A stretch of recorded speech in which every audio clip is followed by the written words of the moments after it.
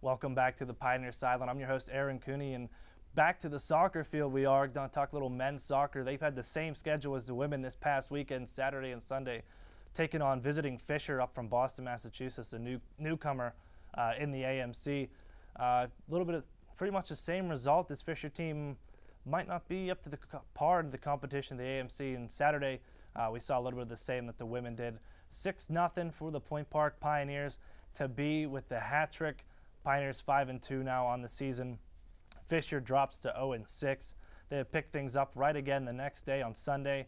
A lot more of the same for the Point Park Pioneers. Let's take you right to the highlights. Coach Walsher getting close there as he fires up his team. He's looking to get close to that record. And here we are on our way. Anthony Russo gets the ball into Tabi, and he gets a connection for the goal. And Brett Wadden to Lucas Silva down by the goal, and it's 2-0 there, Pioneers.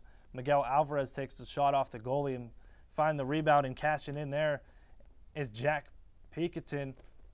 Pioneers up big again, and really, look, you see the Alvarez again, just handling the ball. You're not going to take the ball off him, man. Off the crossbar, but the ball's loose in front, and who's going to take it home? Alvarez getting there to finish it up with the sliding goal, and then reserves get a little time, and they're going to find a little scoring as well for themselves as Wellman's going to bury one here for the Pioneers, make it 8-0. Another big win for the Pioneers, and Point Park looking very solid here on the way out.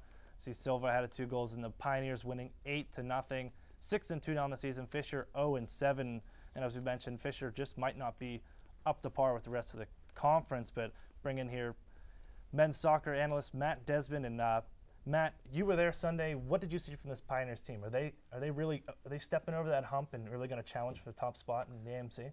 I think with this game on Sunday that we saw, the Pioneers were just facing one of the bottom feeder teams in the AMC Conference. Fisher's really new into the NAIA and the AMC this year, and you're going to see that Fisher's going to get trounced by a lot of teams this year. And Point Park was just doing what they were trying to do. They're trying to manage the ball possession, which they did well, just work on their skills, and just kind of pass around. And when they had the opportunity to score, they were going to do it. You don't want to outscore the opponent so much that it makes them look bad. But I think that the Pioneers are going in the right direction, and you always just want to get some goals on the scoreboard, and that's what the Pioneers did on Sunday. Yeah, goals in a big way with the 2 big wins, 6-0, 8-0. Matt, Walsher closing in on that tying that record for Point Park and wins as a soccer coach. And what do you think this means to him?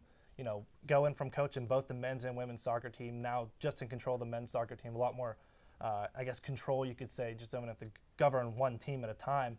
But for him to take over and close on this record, what does this mean for a coach like that? Well, I mean, you saw last year, the seasons before, he was in charge of the women's and the men's squad. But now he has more of a centralized focus on this season. He gets to take care of the recruiting aspect for the men's. He really has a really good tie over there in Europe, bringing those foreign players over to Point Park. And I think they're going to put a good string of games together here and make a run in the AMC, something he wasn't able to do in the past seasons when he was in charge of the women's and men's teams. But we'll see if he can get the tie when they play Salem International this week.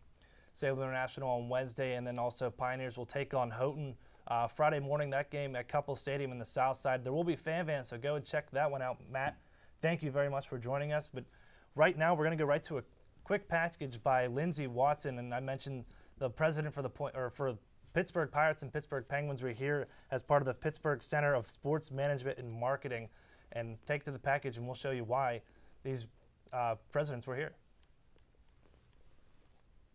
Black and gold. To a room of about 125 students from all Point Park schools, Pittsburgh Pirates president Frank Conley and Pittsburgh Penguins president David Morehouse spoke about the brand that their teams have become and how they believe it captures the spirit of not only Pittsburgh, but their fans' devotion. It's a constant challenge. We call our players in spring training and give them a presentation on what we do in the community, why we do it, why it's so important to the Pirates. And I share numbers like this with them in terms of our fans have supported us even through all these bad years. I mean, we had one slogan that came out of our brand that didn't work the last couple of years. It was Defy Ordinary. And one of the reasons it didn't work was one of our main brand attributes was that players were humble, the team was humble, and Defy Ordinary sounded boastful. This, along with input from Corky Hall, CEO of Stellus Consulting, a leading brand expert. It's about fans, how they think and how they feel about the team, the brand, all right? And we're all human beings, so if we just constantly think about ourselves and how we make decisions, we feel them.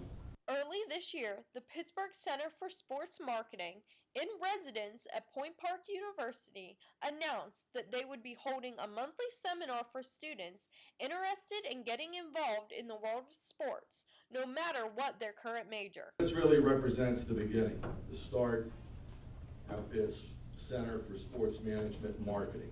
It's all about added value. I know you hear that in your classes, added value.